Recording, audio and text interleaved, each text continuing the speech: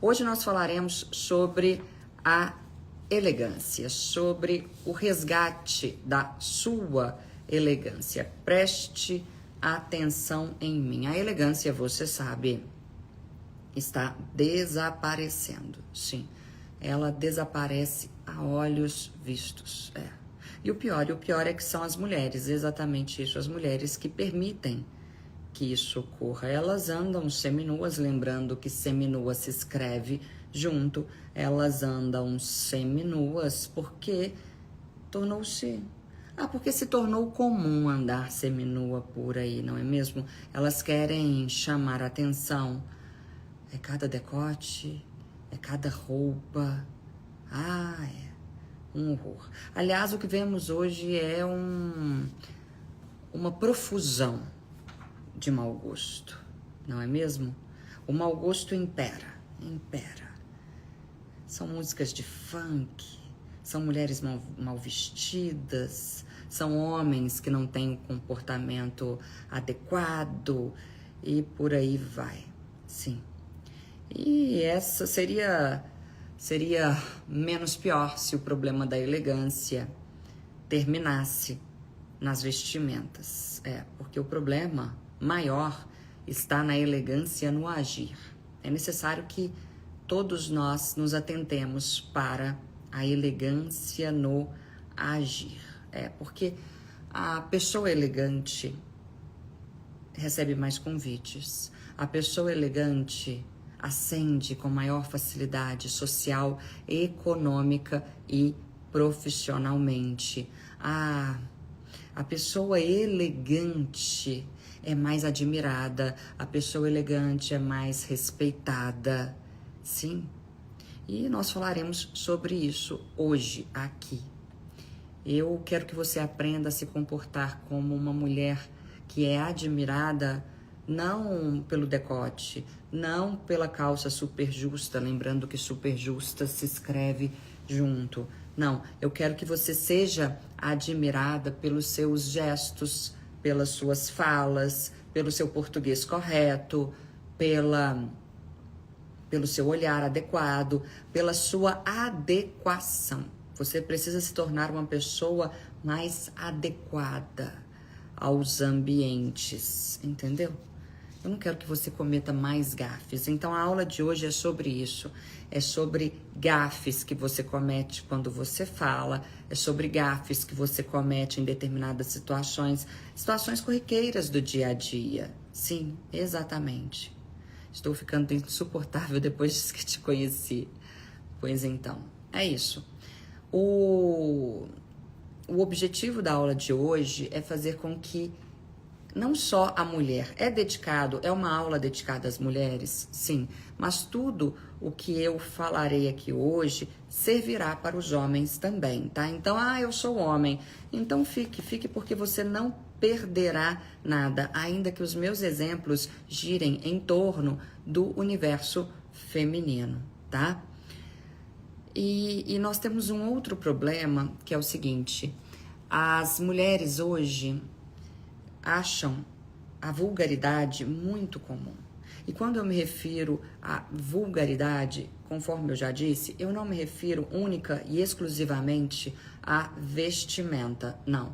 Eu me refiro a um modo vulgar de se comportar. Você me entende? A um modo pobre de se comportar, a um modo ordinário de se comportar. Preste atenção.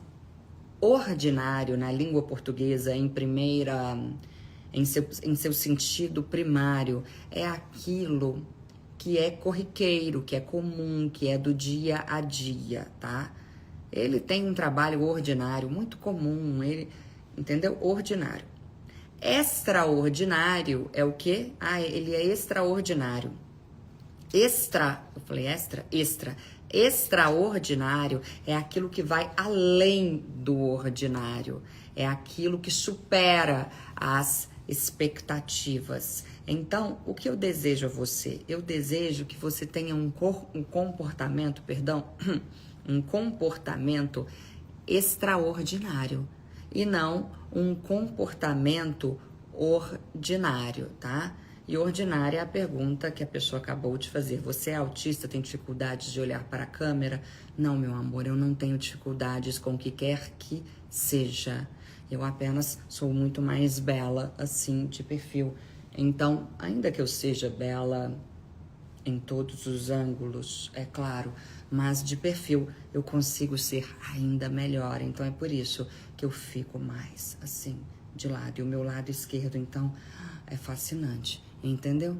Usei agora o significado de ordinário, mas o segundo significado não o primeiro, que significa comum. Pois então, eu sei que talvez você esteja pensando assim, toda vez que eu tento ser elegante, toda vez que... Gostaram da resposta, né? Sempre afiada, eu sei. Então vamos. Talvez você pense, sempre que eu tento colocar as suas dicas em prática, sempre que eu fico um pouco mais elegante, que eu falo como você diz que eu devo falar, que eu me comporto como você diz que eu devo me comportar, que é o cintia-chaguismo, você sabe, né? É o cintia-chaguismo, é uma doença maravilhosa. Toda vez em que eu faço isso, Cíntia Chagas, professora maravilhosa da minha vida, eu sou taxada.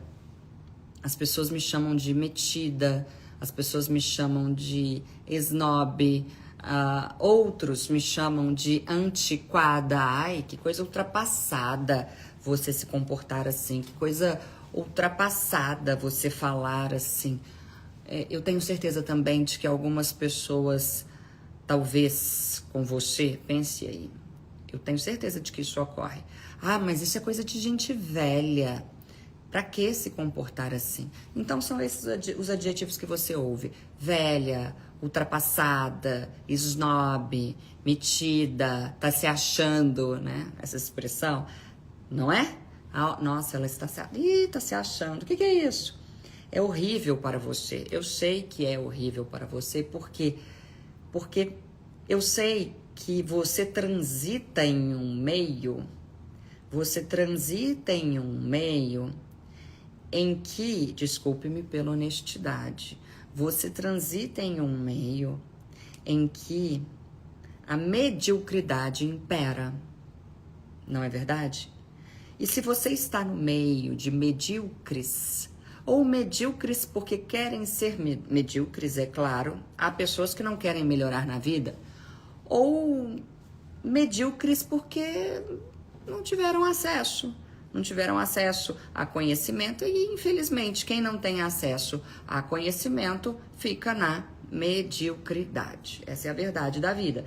Então, eu sei que você está inserido ou inserida em um contexto de mediocridade em alguns casos. Eu sei disso. E aí, quando você quer sair da mediocridade, o que ocorre? Quando você quer ascender, quando você quer melhorar, as pessoas criticam. As pessoas a criticam ou criticam. As pessoas te puxam para baixo.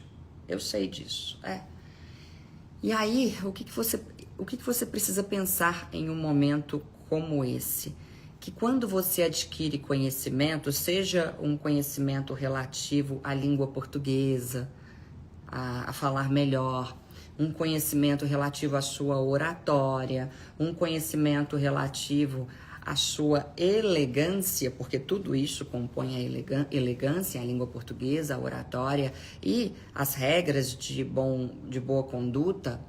Quando você aprende, você automaticamente você se separa dessas pessoas, porque você vai atrás de pessoas que tenham a ver com você. E esse a ver, pelo amor de Deus, é sem H, tá? É sem H.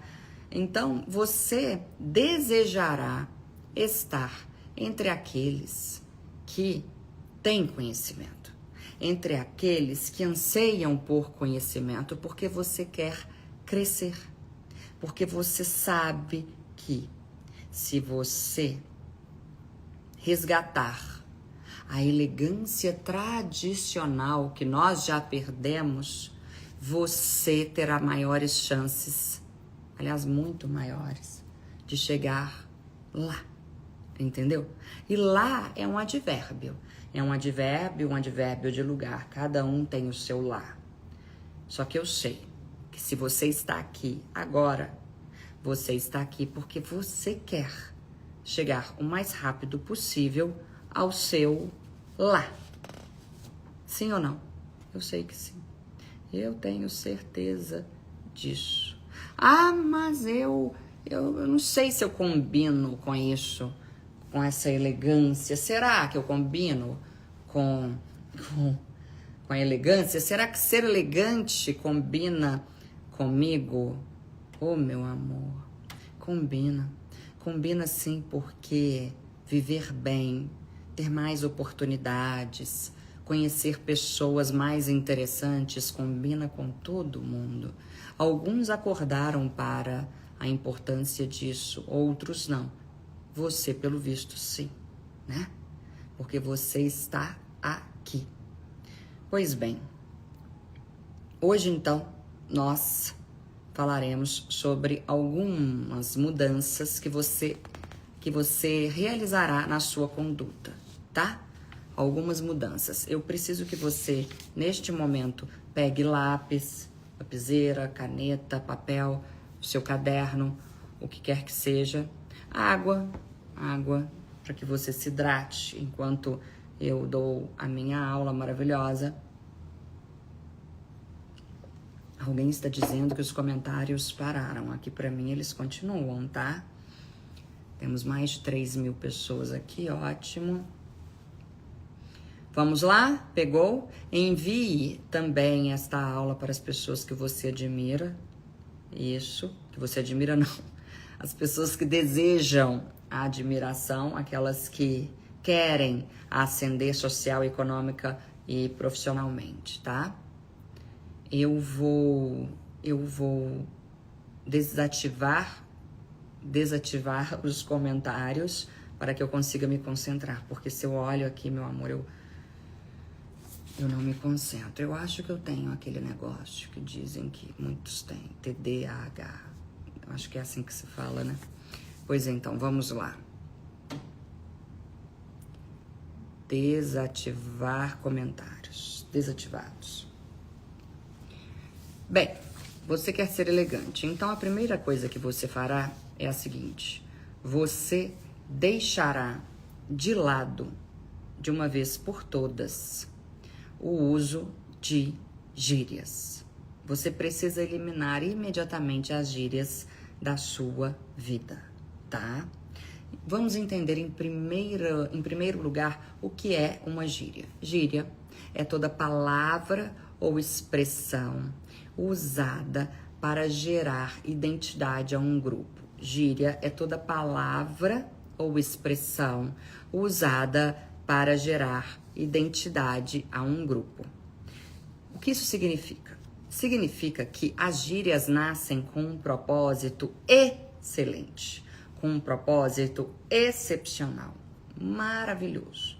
Eu costumo brincar da seguinte forma, eu digo, não basta saber surfar para ser surfista, é necessário falar como eles. O surfista não fala que vai entrar na água, ele fala que vai cair.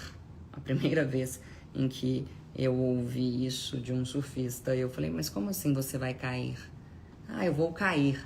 Cair na água. Ah, cair. Tá, entendi.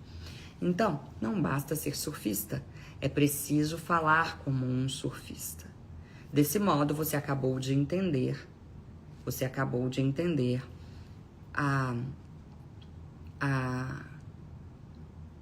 qualidade, digamos assim, da gíria. A gíria nasce como algo muito, muito, muito bom. Pois bem, só que nós principalmente aqui em São Paulo, nós utilizamos gírias que vêm, geralmente, de presídios. Ou você acha que BO vem de onde, meu amor? Deu o maior BO. O maior BO. Onde? Onde? Na igreja? Saiu da igreja? Deu o maior BO? É claro que não. Deu o maior BO, saiu de um presídio. da boca de quem? De um presidiário. Eu não sei você, mas eu não quero nivelar a minha linguagem à linguagem de um presidiário. Não quero. Logo, eu não falo que deu o maior BO. Eu digo que houve um grande problema, aconteceu um problema estrondoso. Entendeu a diferença? Veja, deu o maior BO. Deu o maior BO. A diferença. Tivemos um problema gigantesco. Tivemos um problema devastador. Tivemos um grande problema. É diferente. Entendeu? As pessoas vão olhar para você de modo diferente. Eu vou lhe contar uma história.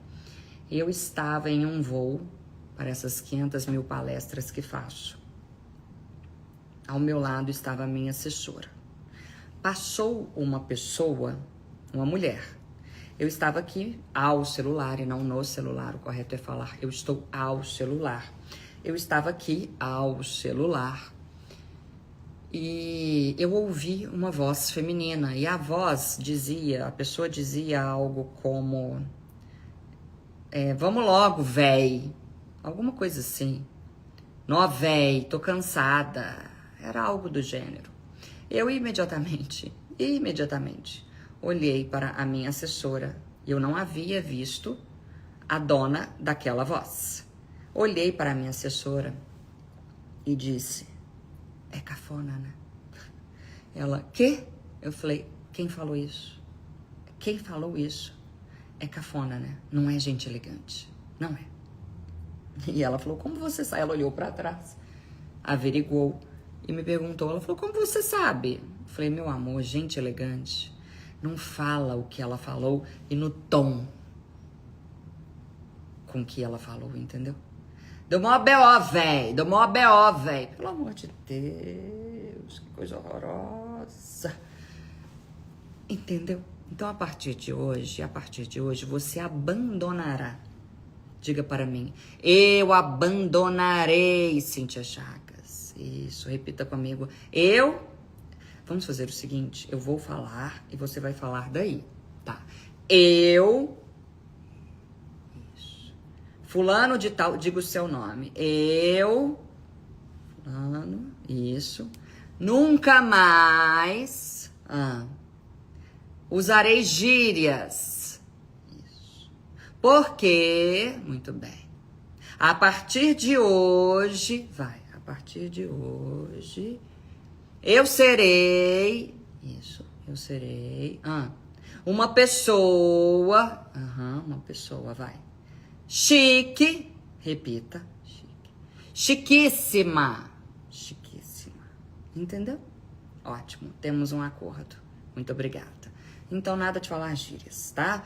Essa coisa aí de cara, cara, que isso, cara? Você consegue me imaginar falando isso? Que isso, cara?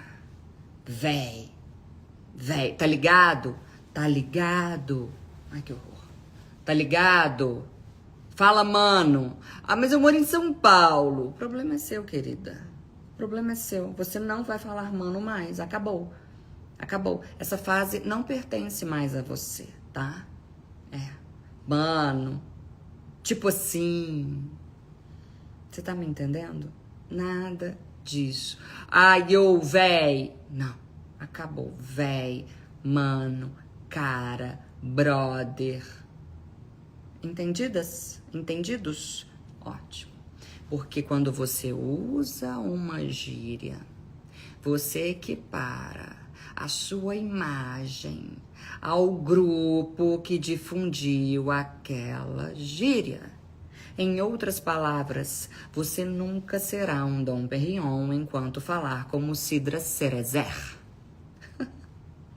É verdade. Nunca. Você jamais será um Dom Perignon enquanto você falar como Cidra Cerezer. Maravilha. Saindo das gírias, entraremos nos regionalismos. São coisas completamente diferentes. Regionalismo é todo o linguajar, é toda palavra, é toda expressão típica de uma região. O nome é autoexplicativo. Regionalismo, tá? Cíntia, não é chique usar regionalismos? Vamos entender. Eu venho de Belo Horizonte. Morei lá durante quase toda a minha vida. Em Belo Horizonte, nós falamos muito uai, ué e trem. Tudo para nós é trem. Por exemplo, a pessoa vai pegar uma garrafa, aí nós falamos, pega esse trem para mim. Ou então acontece alguma coisa ruim, nós dizemos, que trem, hein? Que trem. Ou então alguma coisa nos gera espanto e nós falamos, que trem é esse? Tudo é trem. Cadê o trem? Cadê o trem? E raramente o trem para nós mineiros é o trem mesmo, a locomotiva. Isso é bem raro. Tudo para nós é trem. Ué, uai. Você não vai? Uai. Se. A gente fala se. Você não vai? Você não. É assim que o mineiro fala. Você não vai? Popopó. Sabe o que é? Popopó? Popopó. Parece uma galinha falando, né? Popopó. Popô pode pôr o pó. É uma piada que nós mineiros mesmo, nós fazemos com... os próprios mineiros fazem com o nosso jeito de falar.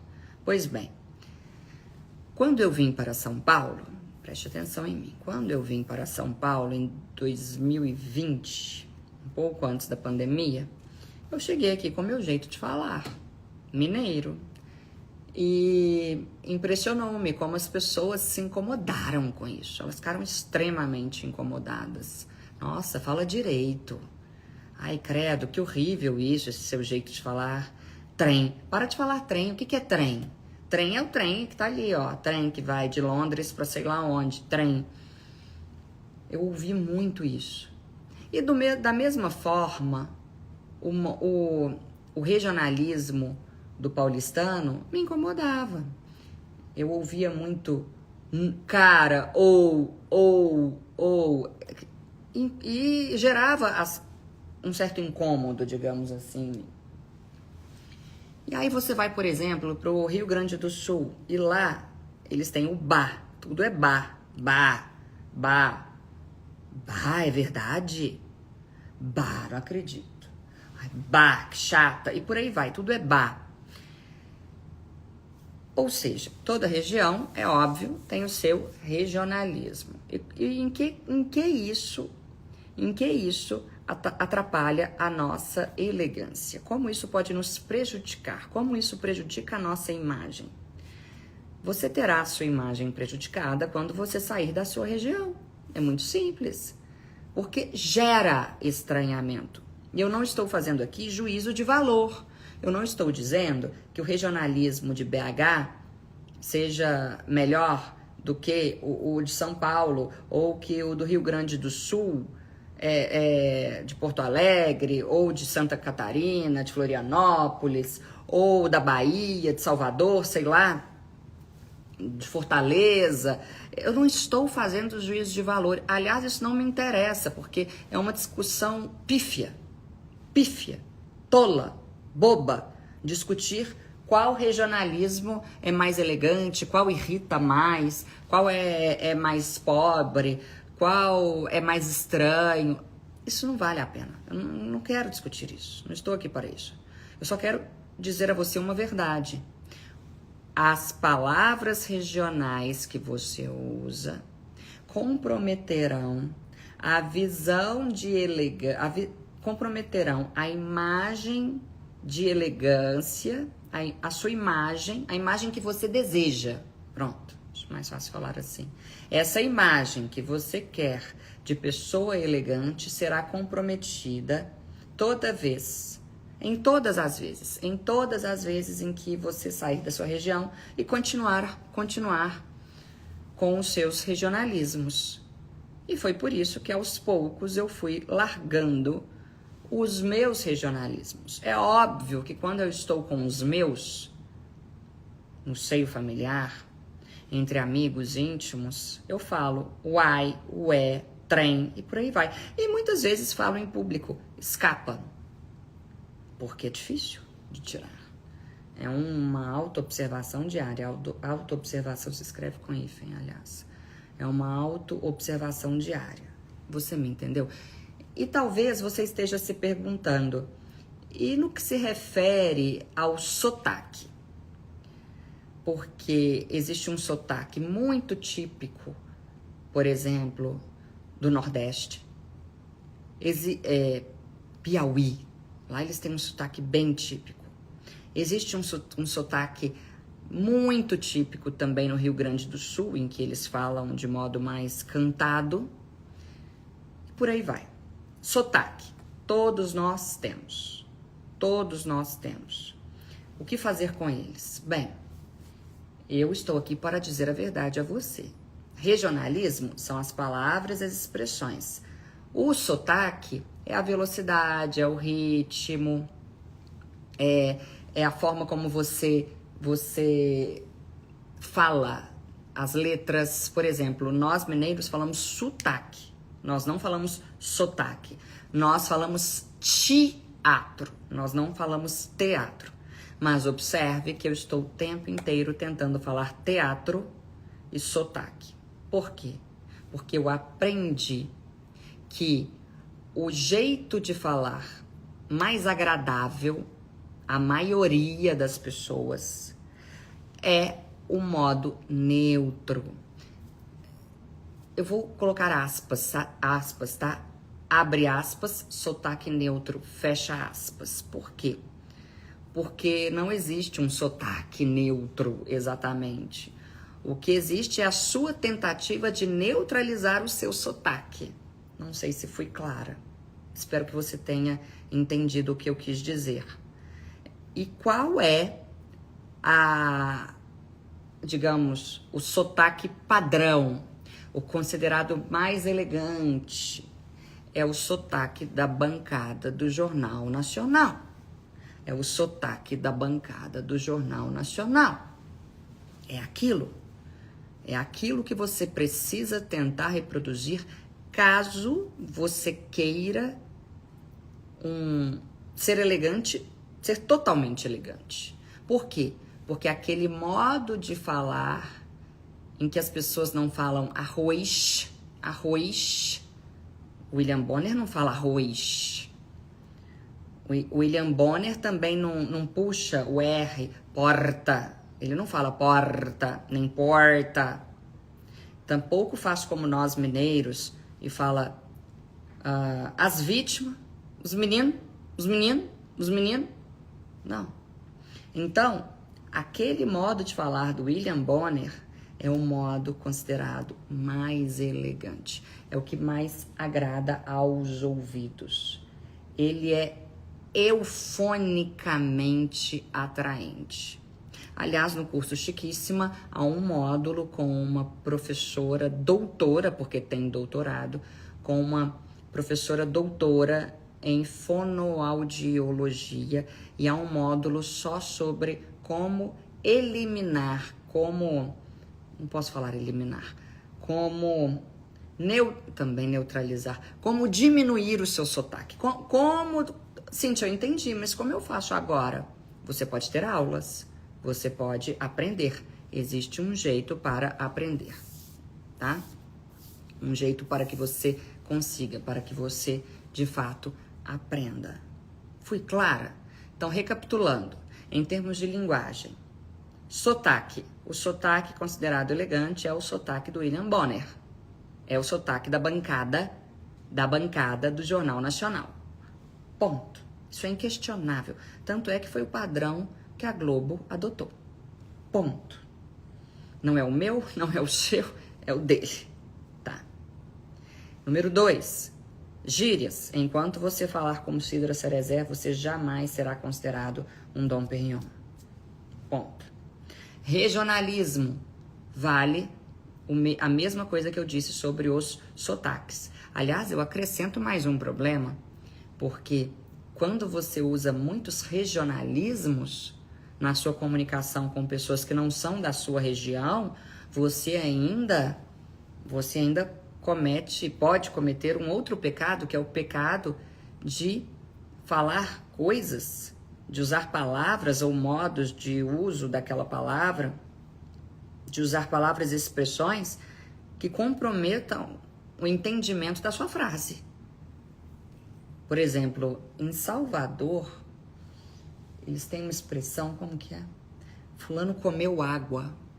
Fulano comeu água. Eu falei, mas como assim comer água, gente? Significa que bebeu. Bebida alcoólica. Isso eu aprendi lá há muitos anos. Ou seja, ocorre o comprometimento da clareza da sua comunicação, tá? Pois bem, outro tópico. Saí agora do tópico linguagem, que foi o primeiro. Falarei agora do tópico de duas situações bastante simples do seu dia a dia, mas duas situações que geram embaraços, que geram problemas, gafes horrorosas e inesquecíveis. Jeito correto de se pegar no copo. Aqui, assim. O ideal seria que nós, mulheres, não manchássemos o copo com batom. Todavia, a nossa vaidade fala mais alto. Então, por favor, escolha apenas, olhe, um lugar para encostar a sua boca. Não beba aqui, depois aqui, depois aqui, depois aqui e vá sujando tudo, não. Escolha um lugar, porque senão o seu copo ficará imundo, nojento. Só aqui, tá? 2 dedos na frente e o restante aqui para trás, assim. Veja que chique. Assim. Pois bem, duas situações simples que eu inclusive abordo no curso, no chiquíssimo nosso curso de elegância. As pessoas não sabem comparecer, elas não sabem se comportar em velórios. Exatamente. Eu tive de colocar uma aula no curso chiquíssima sobre como se comportar em velórios. É inacreditável que eu tenha chegado a esse ponto, não eu, a humanidade, o brasileiro. Como se comportar em velórios? Você sabe? Diga para mim. Então vamos lá. Algumas regras básicas. E por que eu escolhi isso? Eu escolhi porque se você tiver um mau comportamento no velório do pai de uma amiga, da mãe de uma amiga, de alguém querido para essa pessoa que a chamou para o velório, nunca esquecerão. É um dia em que nós não nos esquecemos do ocorrido, quando se trata da morte de alguém importante para nós. Em primeiro lugar, a sua vestimenta no velório. Você deve sim ir a velórios com roupas escuras, com roupas sóbrias, com roupas sem decote, com roupas mais largas, com roupas que, quando eu digo largas, com roupas que não mostrem o seu corpo. Sobriedade é o substantivo do velório. Você precisa estar sóbrio. Ah, mas eu fui pego de surpresa. Bem, nesse caso eu não posso fazer muita coisa. Sua presença talvez seja melhor do que a sua roupa adequada, pois se trata de um velório. Ninguém vai esperar por você. Roupa sóbria. Postura de velório. Presta atenção que eu vou mostrar a você a postura adequada para você estar em um velório. Em um velório, você deve manter as suas mãos aqui. Aqui. Está enxergando? Aqui. Isso. Manter as suas mãos, vamos lá, comigo. Você mantém as suas mãos aqui na frente do seu corpo. Você mantém a sua cabeça mais para baixo. Você cumprimenta as pessoas. Daqui a pouco eu vou falar do cumprimento ideal. Você cumprimenta as pessoas e você mantém aqui, ó, as mãos para baixo e a cabeça mais para baixo. Isso significa que você tem respeito pela situação pela qual aqueles indivíduos estão passando. Então vamos lá, mãos para baixo, cabeça para baixo. Se você se sentar no velório, você se sentará assim. Você colocará as mãos aqui no seu colo e ficará aqui, em posição de respeito, cabeça baixa. Velório não é local de ficar cumprimentando as pessoas. Existe inclusive um poema do Fernando Pessoa, é o meu poema preferido. É fúnebre, mas é o meu poema preferido, porque ele é tão irônico, tão irônico, tão irônico, mas tão irônico. Se chama Se Te Queres Matar. Esse é o nome do poema. E é um poema em que o eu lírico direciona a um possível suicida o poema. O eu lírico fala com uma pessoa que está prestes a se matar. Aí ele fala, se te queres matar... E aí ele vai convencendo a pessoa a se matar, entendeu? Fala, você não vai fazer falta a ninguém. E ele vai descrevendo o velório tão bem, com tanta ironia, com tanto sarcasmo. Depois olhe no Google, Se Te Queres Matar, Fernando Pessoa. E aí ele fala das piadas tão comuns em velório. Parece que a pessoa fica nervosa no velório, e ela começa a fazer piadas, falar do morto, do defunto, do finado, e vai falando dele, faz piada e vai falando. E também o problema é que o velório é um momento em que você se encontra com pessoas que você não vê há muitos anos. E aí há um quê de comicidade nos velórios. Há um quê de comicidade, porque a pessoa encontra a outra, por exemplo, você encontra alguém, um parente distante, e na última vez, ou um vizinho, na última vez em que você viu a pessoa tinha, 16 anos, e agora ela já está com 30 anos. E é natural que você queira ir até ela e falar, mas você cresceu, me conta, como você está? E aí, casou? E tal. Gente, velório não é lugar para isso. Isso se faz em aniversários, em datas comemorativas. Que pena que você só se reencontrou com essa pessoa nessa ocasião. Não dá para bater papo em velório. O brasileiro precisa parar com isso. Que horror. Em velório, você deve ficar calado. E o que você... Leia esse poema. É o meu poema. Eu amo. Em velórios, você deve ficar calado. Você dirá à pessoa que a chamou para o velório o seguinte. O que você não dirá. Nada de falar. Descansou, né? Descansou, coitado. Descansou. Tá na mão de Deus agora. Deus levou, né? Tá num lugar melhor, não tá?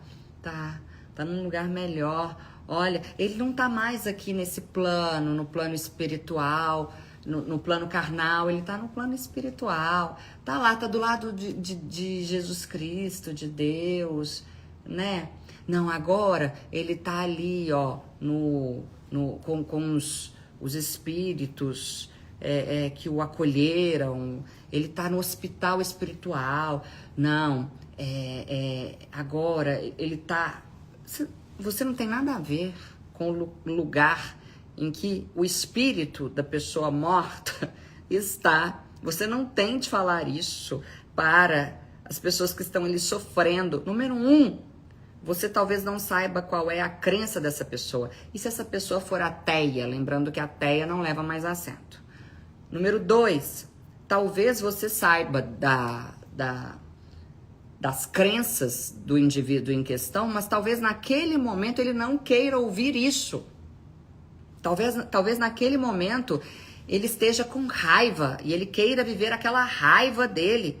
E ele não quer ouvir que a mãe dele está num lugar melhor. Entendeu? Deus sabe de todas as coisas. Não. Pare quem é você para ficar dando conselhos? Não. Você falará o seguinte: olhe nos olhos da pessoa. Sinta a dor daquela pessoa. Deixe de ser ansioso. Essa sua ânsia de querer acabar com a dor daquela pessoa. Eu sei que você não faz por mal. Essa sua ânsia de querer acabar com a dor daquela pessoa se torna extremamente inconveniente.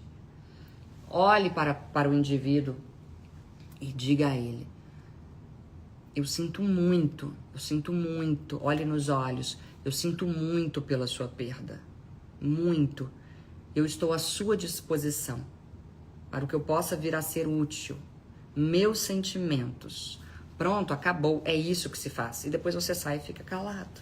Ora, pelo amor de Deus. A não ser, é óbvio, que se trate da sua melhor amiga, mas para os demais casos não. E se você for o dono de uma empresa e morrer o pai de uma funcionária sua, você precisa mandar uma coroa de flores, tá? Muito feio dono de empresa que não manda coroa de flores. Tem de mandar coroa de flores e você precisa fazer o possível para comparecer. Essa funcionária nunca mais o esquecerá. Faça o possível para comparecer. Pois bem, sobre velório, é isso. Agora vamos falar sobre o nascimento. Eu tô rindo de mim mesma, porque eu escolhi duas datas tão dicotômicas, tão antitéticas, que eu realmente sou interessante, eu sou um ser interessante. Nascimento. É péssimo visitar um bebê recém-nascido sem pedir para visitar, sem combinar o dia, o horário e tudo mais. Existem mães que não querem receber as pessoas, e essas mães têm esse direito. Elas que passaram por uma gestação, elas que deram à luz, elas estão com os hormônios à flor da pele. Se a mãe não quiser ver ninguém durante o primeiro mês, é direito dela. É direito dela. Quem deu à luz foi ela. Pois então, você precisa ligar e perguntar: quando seria mais conveniente para que eu a visitasse? Diga para mim. Pronto. Ainda fale e diga para mim, que ela vai saber que fui eu que dei essa educação toda a você. Quando seria mais conveniente uma visita? Qual seria o momento mais propício para uma visita? Entendeu? Outra coisa, fique pouco tempo quando você for. Pouco tempo, nada de ficar lá parada, horas, batendo papo. Não, é só para registrar a sua presença. Você está indo cumprir algo protocolar. Tá, mas eu quero ver o bebê, eu adoro bebê, adoro bebês. Não, naquele momento é protocolar. Outra, eu sei que você adora bebês, mas não se esqueça do seguinte: talvez a mãe não queira que as pessoas fiquem pegando na criança. Eu não sei que mania é essa de ficar pegando, gente. O brasileiro adora pegar, né? Fica pegando, tocando. Lave as suas mãos antes de entrar. Antes de chegar perto da mãe e do bebê, lave as suas mãos e evite tocar na criança, principalmente na mão da criança. Não se pega na mão de um recém-nascido, nem de bebê nenhum. De bebê, por quê? Porque o bebê leva a mão à boca, tá? De criança pequena. Se a mãe começar a amamentar, saia de perto. Saia de perto. Você não sabe se a mãe, nem ela sabe, coitada. Ela acabou de dar à luz, nem ela sabe se ela se sente bem amamentando na frente das pessoas. E leve sempre presente. Você deve levar um presente para o bebê. E caso você possa, caso você queira, será de bom tom que você leve um presente também para a mãe. Eu imagino que não seja fácil dar à luz. Entendeu? Pois bem. Falemos agora de um terceiro tópico. Eu estou com a aula de hoje tentando mostrar a você o que é o Chiquíssima, o meu curso. Porque eu falei de linguagem, e a linguagem faz parte da elegância, ela é preponderante. Eu falei de atitudes que você tem no seu dia a dia, em situações corriqueiras. E agora eu vou falar de manuseio. Chiquíssima tem muito isso. Manuseio de talheres, manuseios, como comer vários tipos de comidas, pizza, macarrão, frutas diversas e tal. Preste atenção em mim. O brasileiro também não sabe muito isso. Taça. Vamos aprender a pegar na taça, de uma vez por todas. Preste atenção em mim. Você não vai pegar aqui. Repita comigo. Nunca mais pegarei assim em uma taça. Isso, muito bem. Prometa a mim. Não pegue aqui. Não pegue aqui por vários motivos. O motivo número 1, quando você pega aqui, você tende a esquentar a bebida. Motivo número 2, pode ser que a sua mão esteja suada, não esteja totalmente limpa e você não perceba. E aí você pega aqui e você imprime as suas digitais sujas aqui, tá? Motivo, aliás, outra coisa, também não pegue aqui, é cafoníssimo. As pessoas acham que isso aqui é elegante, isto aqui.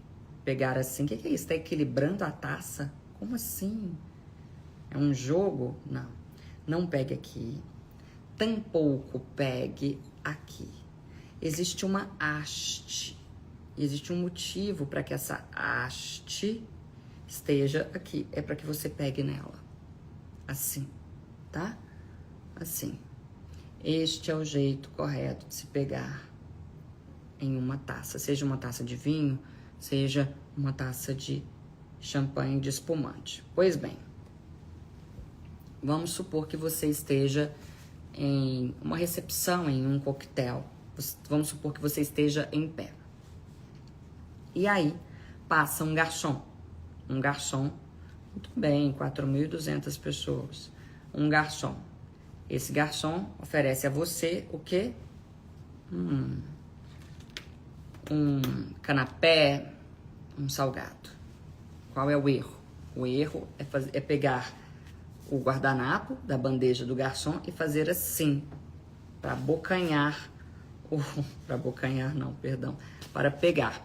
Recapitulando, o garçom passa, segurando a bandeja. Você, com pouca sabedoria, pega o guardanapo assim e vai ali, ó, e usa o guardanapo para retirar o salgado. Está errado isso. O guardanapo serve para limpar as suas mãos. Então, como você fará? O garçom passará e você retirará o guardanapo, dobrará o guardanapo assim. Ele serve para limpar as suas mãos. Esse guardanapo ficará aqui com a sua taça na mão esquerda, tá? Aqui, assim. E você pegará com as pontas dos seus dedos o salgado em questão. Como se fosse uma pinça. Então, você pega o guardanapo, dobrei, coloquei aqui ao lado da taça, na mão esquerda, porque a mão direita precisa estar limpa, estar quentinha, para que você cumprimente as pessoas. É desagradável apertar a mão de alguém e aquela mão estar gelada, molhada e tal. Então você vem, pega aqui o seu salgado, seu salgadinho, seu canapé, delicadamente e come. Usa aqui para limpar e pronto. Tente manter a sua mão direita livre, limpa e seca, para que você cumprimente as pessoas. Cíntia, mas e as bactérias? Como vou fazer? Meu amor, a bactéria é sua, vire-se. Eu não tenho nada a ver com isso. Ande com álcool em gel na mão. Eu ando. As pessoas ficam me cumprimentando, daí a 10 minutos eu tô ali com meu álcool em gel no cantinho, ninguém viu, guardo e continuo, tá? Peguei, coloquei, Pronto, aprendeu mais uma. Entendeu, meu amor? O que eu fiz aqui hoje? Eu dei a você um gostinho do que vem a ser o Chiquíssimo, o meu curso de etiqueta, de elegância, o meu curso Moral Que maravilhoso, lançado recentemente.